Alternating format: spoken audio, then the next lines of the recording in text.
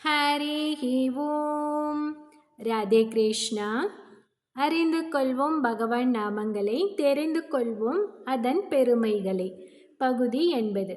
இந்த பகுதியில் விஷ்ணு சகஸ்ரநாமத்தின் 87வது திருநாமத்தை பார்க்க போகிறோம். இது விஷ்ணு சகஸ்ரநாமத்தின் 10வது ஸ்லோகத்தில் வருகிறது. ஸ்லோகம் 10.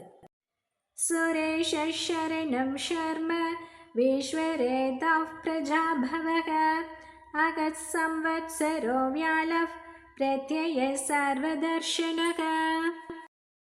87வது திருநாமம். ஓம் சரணாய நமக. புகழுடன் இருப்பவர், புகலிடம் என்பது இதன் பொருள். இதை திருக்கண்ணமங்கை திவ்ய தேசத்தில் நடந்த ஒரு நிகழ்ச்சியிலிருந்து பார்க்கலாம். திருக்கண்ணமங்கை என்று ஒரு திவ்ய தேசம் திருவாரூருக்கு அருகில் உள்ளது. இந்த தலத்தில் எழுந்தருளியுள்ள அபிஷேகவல்லி தாயார் சமேத ஸ்ரீ பக்தவத்சல பெருமாளை திருமங்கையாழ்வார் 10 பாசுரங்களால் மங்களாசாசனம் செய்துள்ளார். அந்த திருக்கண்ணமங்கை திவ்ய தேசத்தில் திருக்கண்ணமங்கை ஆண்டாள் என்று ஒரு திருமால் அடியார் வாழ்ந்து வந்தார். அவர் நாதமுனிகளின் சீடர். ஒரு நாள் பக்தவத்சல பெருமாளை தரிசிப்பதற்காக கோவிலுக்கு சென்றபோது கோவில் வாசலில் ஒரு காட்சியை கண்டார். அவர் யார்? நாதமுனிகளின் சீடரான திருக்கண்ணமங்கை ஆண்டாள். அது என்னவென்றால், வெளியே செருப்பை விட்டுவிட்டு கோவிலுக்கு சென்றிருந்த ஒருவனின் செருப்பை அங்கிருந்த ஒரு நாய் கடித்தது. உள்ளே சாமி கும்பிட சென்றிருந்தானே, அவனுடைய நாய் என்ன செய்தது? தன் எஜமானனின் செருப்பை கடித்த நாயை கடித்தது. அந்த நாயும் திரும்ப கடித்தது. இப்படி 2 நாய்களும் சண்டையிட்டு இறந்தே போயின. அதன் பிறகு 2 நாய்களின் சொந்தக்காரர்களும் பெருமானை தரிசித்துவிட்டு வெளியே வரும்போது இருவரின் நாய்களுமே இறந்து போயிருந்ததை பார்த்தார்கள். அதோடு விட்டதா கதை?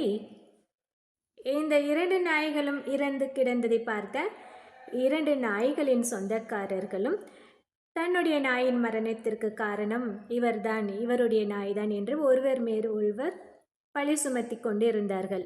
அந்த சண்டையும் பெரியதாக போய் ஒருவரை ஒருவர் கத்தியால் குத்தி கொண்டு இறந்து போனார்கள். இந்த காட்சியை பார்த்த வைணவ பக்தரான திருக்கண்ணமங்கை ஆண்டானுக்கு ஒரு எண்ணம் உதயமானது.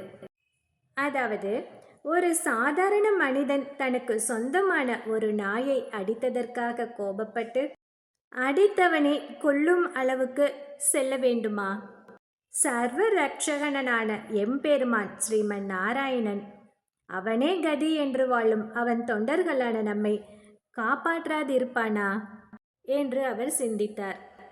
அப்படி சிந்தனை வந்த உடனேயே தன்னை காத்து கொள்ள வேண்டியது தன் பொறுப்பு என்ற எண்ணத்தையும் கவலையையும் விட்டுவிட்டு பக்தவத்சல பெருமாளின் சொத்தான நம்மை காக்க வேண்டிய பொறுப்பு அவனுடையது என்று தெளிவு பெற்றார். அதன் பிறகு அந்த கோவிலிலேயே வாழத் தொடங்கிவிட்டார். தன்னுடைய ஜீவனத்துக்கு தேவையான வியாபாரம் உள்ளிட்ட அனைத்து செயல்களையும் விட்டுவிட்டார்.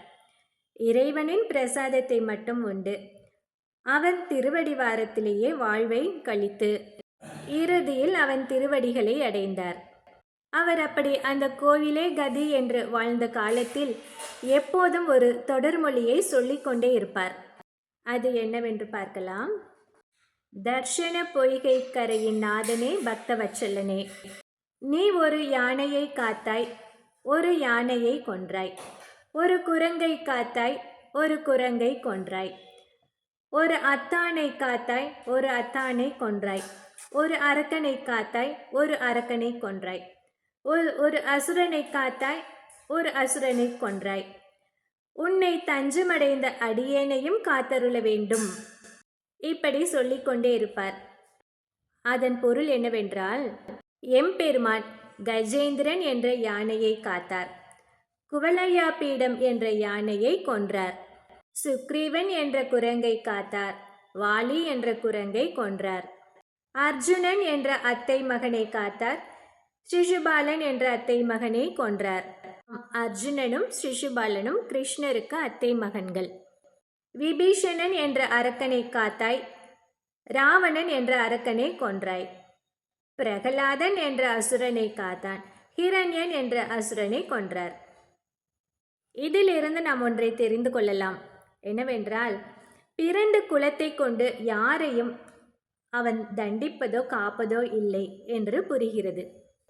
தீமை செய்பவர்கள் எந்த குலத்தவராக இருந்தாலும், தன் அத்தை மகனாகவே இருந்தாலும் அவர்களை கொல்கிறான். தஞ்சமடைந்தவர்கள் குரங்காகவோ அரக்கனாகவோ இருந்தாலும் அவர்களை காக்கிறான். எந்தவித வேறுபாடோ ஏற்றத்தாழ்வோ இல்லாமல் தன்னை தஞ்சமடைந்தவர்களை, அவர்கள் யாராக இருந்தாலும் அவர்களை ரட்சித்தே தீர வேண்டும் என்ற உறுதியுடன் இருப்பதால் அனைவருக்கும் புகலிடமாக திருமால் இருக்கிறார். சரண என்றால் புகலிடம் என்று பொருள். இந்த 87வது திருநாமமான ஓம் சரணாய நமக என்று தினமும் சொல்லி வந்தால் எம்பெருமானின் திருவடிகளை சரண் புகுந்து அவன் அருளை பெறலாம். அடுத்து 88வது திருநாமம் ஓம் ஷர்மணே நமக. இதை அடுத்த பகுதியில் பார்க்கலாம். ஹரி ஓம்.